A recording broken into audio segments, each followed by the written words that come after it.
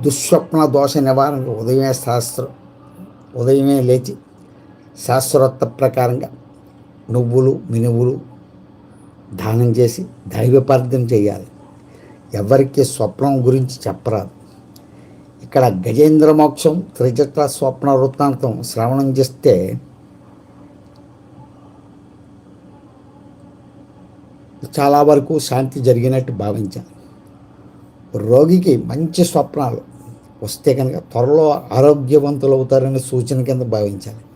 దేవతలు, గొడుగు, పద్మము, ప్రభువు, తెల్లని పూలు, వస్త్రము, ఆభరణాలు ధరించిన స్త్రీ, ఎద్దు, పర్వతం ఎక్కుట, అద్దం, మాంసం, పూలదండలు లభించడం, పెద్ద ప్రవాహం దాటడం, ఇవన్నీ శుభస్వప్నాలే.